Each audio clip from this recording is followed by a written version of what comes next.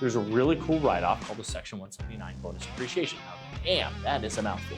So what does that mean? Now, this is for people like, for example, one of the most famous ones is buying a car. If it's over 6,000 pounds, you get to write off almost the whole car in year one. Even if you don't outlay the money, you could write off that $100,000 truck or vehicle. One of the most popular vehicles is the G-Wagon Mercedes. Who doesn't want that puppy, right? So that is over 6,000 pounds. Don't you wonder why that's such a popular car and why they make it so big and heavy? It's because business owners can buy it and justify it as business expense. Now, is it really 100% usage for the business? I doubt it, but ironically enough, I've seen so many times where they're writing off 80% of that for business-related travel. Crazy how they do it. I'm not saying they're right. All I'm saying is this is what I see rich people doing, and this is part of the benefit that we're discussing here with, in fact, businesses and the write-offs and how the rich get richer. Good day. So lots to talk about today, folks.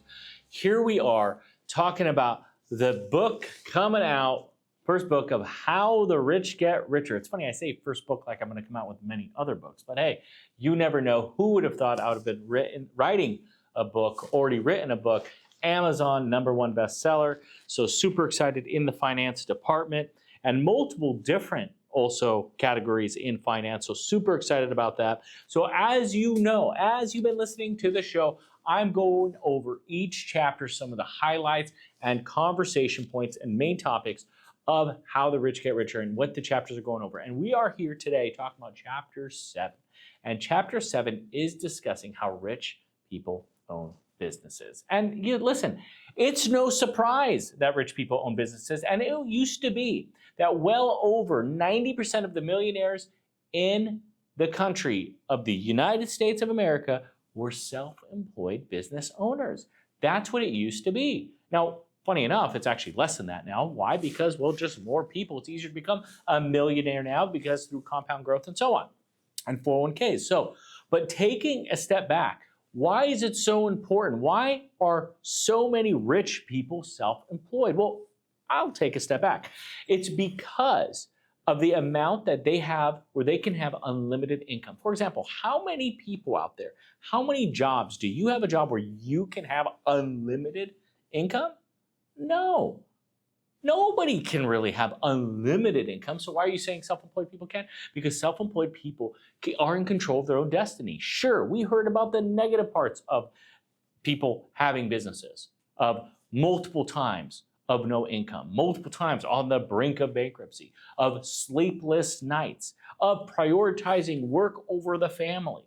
So we've heard all of those. But for those people that are crazy enough to make no money working 80 hours versus making and working at a company making $50,000, $100,000 a year, where, oh, by the way, they only have to work 40 hours. Yes, they are crazy business owners. But there is a reason they do it, because these are people who have a vision. If you want to open up your own business, you have to have a vision of what that's going to look like.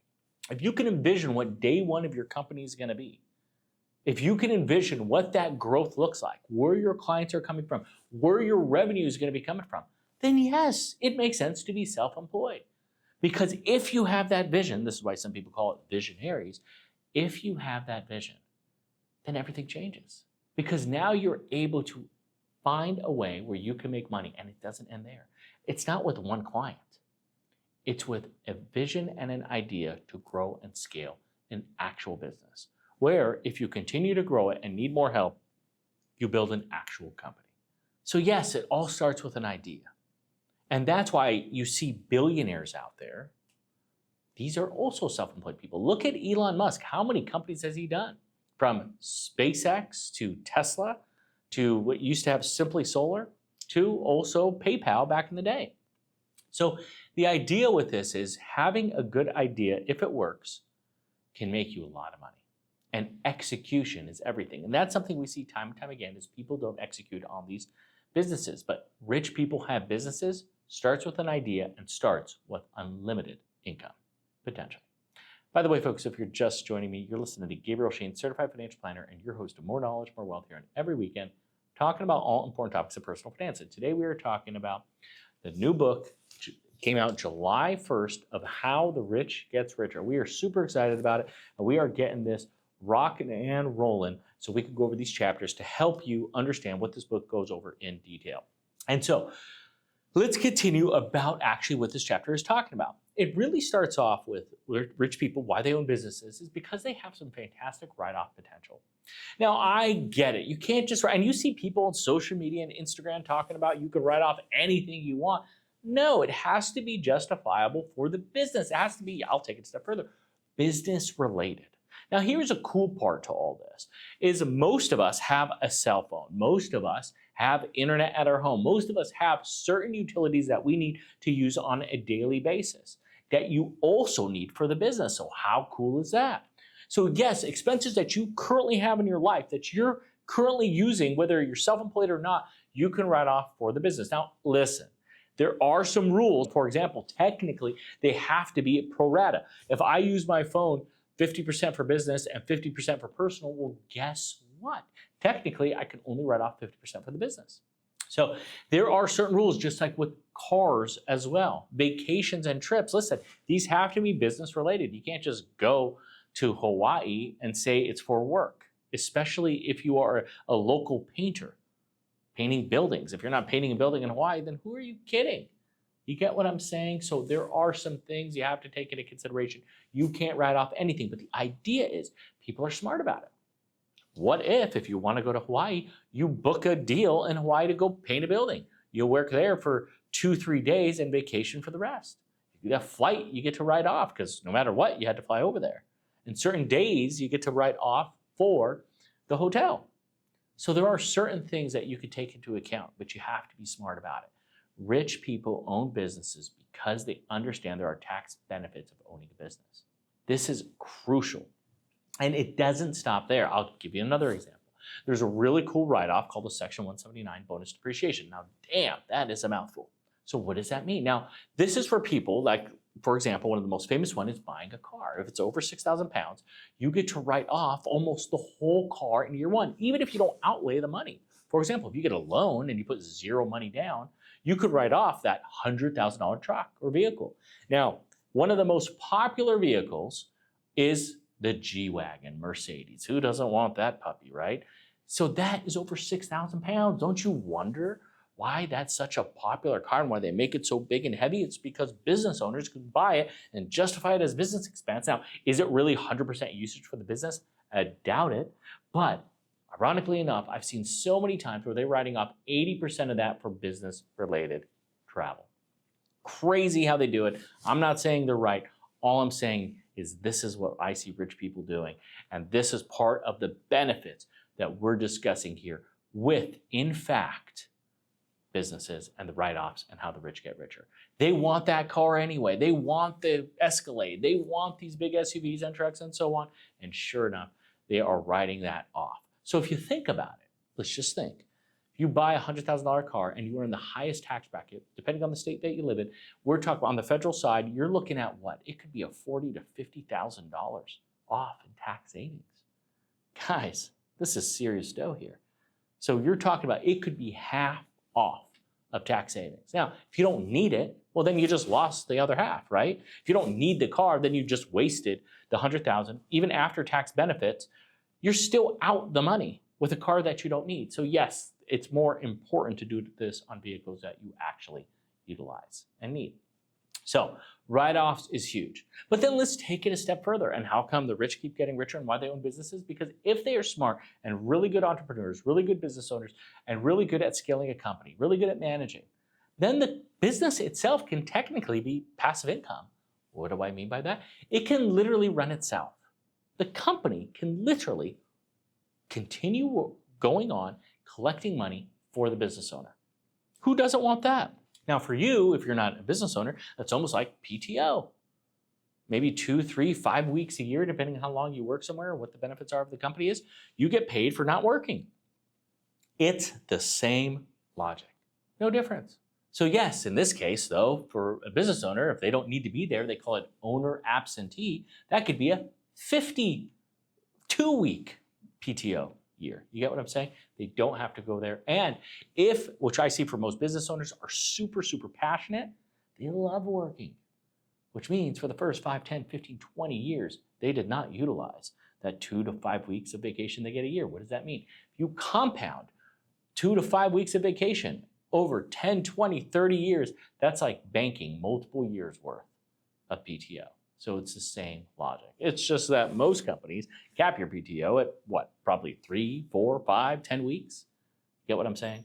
So yeah, these are important concepts that you should be taking into consideration, and this is what the book goes over. When we come back, we're going to talk way more about the chapter of how rich people own businesses, but we'll be right back after a few words. This is Gabriel Shahin, Certified Financial Planner and President of Falcon Wealth Planning.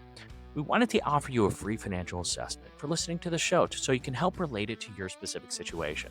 We offer multiple services such as retirement planning, where you are today, how retirement looks like, talking about Social Security, real estate, planning, even if you own a business, talking about taxes, not just how to save money today, but also throughout retirement. Talk about investments, making sure you're avoiding those high fees, costs, commissions, and also estate planning and insurance, just making sure you're properly protected if, God forbid, something were to happen. And we're offering 1 to 2 meetings, 1 to 2 hours of our time at no cost. Give us a call. We would love to help. Our phone number is 855-963-2526. That's 855-96-FALCON, like the bird. Or visit our website at falconwealthplanning.com. That's falconwp.com for short, and fill out the form fill right there on our site. Welcome back, folks. This is Gabriel Shahin, Certified Financial Planner and your host of More Knowledge, More Wealth, here on every weekend. And we're talking about all important topics of personal finance. And today, I thought we would talk about Chapter 7 of How the Rich Get Richer, talking about how rich people own businesses. And we're doing this video series, this podcast series on my book, going over every single chapter. And we have 11 chapters in my book, if we, of course, cut it off and not talk about the conclusion. So the idea of all of this is so you understand what I've seen in over 20 years of the financial services industry and talking about the experiences that I've seen. And what I've seen is just rich people own businesses. And we've heard that for a really long time. And as I grew up in the 80s and 90s, I heard that 90+% of the millionaires out there own businesses, which made sense. The problem is now just a lot of people are millionaires through buying stocks, more people investing, and compound interest taking advantage of the 401k. So, but when you look at one of the key ingredients of why the rich people own businesses is because there are more opportunities for self-employed people to save and maximize a retirement account. For example, you could have the SEP and simple IRAs, the solo 401ks, where you could really contribute a bunch of money in there. One of the best ones out there, and I see this a lot with people, medical doctors, is the defined benefit plan. I've seen it where people have saved hundreds of thousands of dollars in a defined benefit plan on an annual basis, where they retire with multiple millions of dollars in this plan, and they've deferred a whole bunch of money into it. This is a fantastic opportunity, a fantastic tool where you're able to take advantage of that. And that's something that I would heavily recommend. I would heavily recommend that people, depending on their tax situation, to do it. But the thing is most people do not. They do not take advantage of these strategies. They do not take advantage and understanding what all the saving mechanisms are. And when somebody has unlimited saving potential, these are people that work so hard for their money, they typically just don't blow it. So outside of saving their 401ks, their defined benefit plans, their Roth accounts, they are saving a boatload of money in their brokerage accounts. So what ends up happening for self-employed people, for people with businesses, because they've seen it when they were broke and poor and had no money, these people actually end up hoarding cash way more than other people would have saved cash. And so this is also an important attribute, is their savings account is more. So rich people that own businesses truly just are great savers. It's as simple as that. There's no other way to articulate it. So yes, by owning businesses, because you never know when that rainy day is there, is to be able to build not only your cash, but other liquid investments is in fact your brokerage account. Whether the market's up or down, it is having money in a brokerage account. And rich people that own businesses are fantastic at building a monster, a large, a 7-figure, 8-figure, even sometimes 9-figure brokerage account. So yes, rich people own businesses and they're really, really good at saving. Now, here's another thing that I see quite often, and that is travel. Now, I've seen extremes of travel. I've seen travel, number one, where we talked about earlier, of in fact going to Hawaii to paint a building. guess I came up with a paint business, whatever it is. But people travel often. Now, the cool thing, and I've seen this, I've seen conferences. I've been invited to South Florida, to Hawaii, to Cabo. Why do they have conferences there? They have a 1 day, sometimes 2 day or multiple day conference, and you go there and you enjoy, and some people bring their significant other. And by the way, some business owners, they add their spouse to the business, and they do all this so they can ride off on a fancy vacation. And yes, they sit down for, in fact, a conference for them to participate in for CE credits and so on. Whatever the case is, they're enjoying their time. They're super smart about it. I see it often. So the idea with all of this is they utilize ways they can travel, and they start thinking of ways they can have fun while at work, and they utilize conferences for this mechanism. So there are multiple ways that people can do this, and they start thinking this way when they want to go out to eat or go to a ball game, taking out a client, where they get to enjoy personal experiences on the dime, where they get to write it off. Now, it's not unlimited. There are tax rules and tax laws. You can't lie about it. I mean, now granted, there probably are people that lie about it, but I'm just saying big picture, assuming people are honest and people listening to this are, is there are strategies where you can enjoy, have fun, have your cake and eat it too. So this is the core idea with business owners. And business owners just have to understand and identify that there are mechanisms that can help enhance your lifestyle. And it all starts with the vision, the delayed gratification, and understanding the limitless working hours that you have to achieve your financial goal, to achieve your business goal. Finances come later. I see people all far too often that open a business, open a restaurant, and their whole idea of starting it is so you can sell the business and make a bunch of money. Man, I do not see a lot of success stories there. I've seen billionaires that have done it really well. Good for you. But we're not billionaires. The majority of us are not. So to start a business with the idea of selling it, you don't have the heart. You don't have the passion. You don't have a vision. Your vision is to start a business so you can sell it for a bunch of money.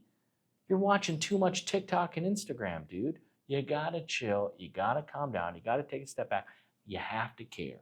Because if you don't care, clients see that on your forehead. It's like you trying to get a sale for that big commission. No, if you're going to get a sale, it's because you believe in what you're selling. And if you're selling brain, and if you're selling wanting to help somebody, actually caring, that's going to be huge, and that's going to be impactful. By the way, folks, if you're just joining me, you're listening to Gabriel Shahin, Certified Financial Planner, and your host of More Knowledge, More Wealth here every week. And we're talking about all important topics of personal finance. We are talking about the new book, July 1st, How the Rich Get Richer. We're on chapter 7, talking about how rich people own businesses. And we're talking about some core attributes where there's write-offs, passive income, personal exemptions. People can save more, whether it's SEP, 401k, defined benefit. We're talking about benefits of writing things off like Section 179, traveling, and so on. There are so many different things that can benefit business owners. But one of also the biggest pieces to this, of what I've seen of business owners, is they will just continue working. Look at what Charles Munger and Warren Buffett. Charles passed away while he was still running Berkshire Hathaway. And Warren Buffett, maybe because his best friend, assuming best friend, passed away, now he's looking at what? He's looking at retiring. So he's worked. You want to know how to be a billionaire? Don't ever stop working, number one. And you could be an employee somewhere and keep saving and maximizing in your 401k. You'll be shocked what happens at 90 years old. Your accounts will grow to 8 figures. And I don't care how much you have right now, assuming I'm talking to a 90-year-old, but my idea is that it's gonna grow. Compound interest is real. And business owners, because they love what they do, it's part of who they are. It's part of who they identify as, such as myself. I'm a financial planner. It's part of my identity. I'm also a father. I'm also a husband. I'm also a lot of other things. But the idea is who they do. It's why I love what I do. And they continue working. And I will take it a step further. Another thing for a business owner. When they decide to leave, assuming it's not Gabriel Shahin architectural firm, right? Where it's like, what can you really sell that for? Unless it's really a big firm outside of just a one-man shop or a medical office. You really can't have no value in that situation. But if in fact you built a large organization that has positive cash flows, especially if you're not there, you actually have what's called an enterprise value.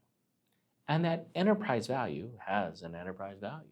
If you're netting $1 million a year, somebody might pay you $2 to $4 million for that business. If it's a business that's growing 20, 30, 40% still, somebody may pay you 10, 20 million for that business.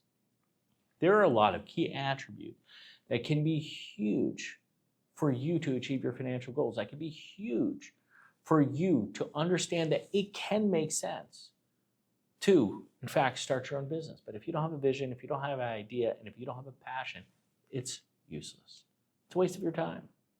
And that's the thing. The problem is Instagram and social media, you have people that are so delusional because they made so much money so quickly, and some of them are fakes, that are telling you that it's so easy to do it. They're forgetting the biggest part to that is, number one, what's your skill set? What's your differentiator? And how are you going to bring in business? But if you know those things, then yes, part of this book should be out there telling you that you should be someone who starts your business. But to think that's the only way that you can afford your G-Wagon is incorrect. Because the real way, build yourself, save first, delayed gratification, and then you can start saving and growing. And a lot of it is self-development as well. And that's something with a business owner that is huge.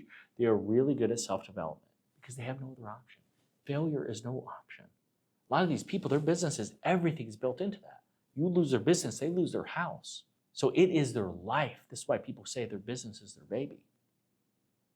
So the conversation with you is, and a lot of other people is, you have to look. If you're working for the man, as they say on social media, you have to think of it, how can I develop myself to be the best possible person and asset for the company? That's the only way the rich get richer, when you work for somebody else. And there are a lot of multimillionaires and billionaires that are employees. The idea is, how can you put yourself in position for self-development and to grow? Because what happens naturally when you're a business owner, you push yourself to limits that you did not know were possible.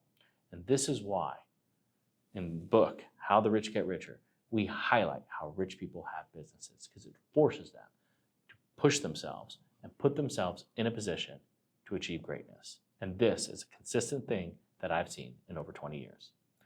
Folks, that was a fast show. I want to thank you for tuning in with us this weekend.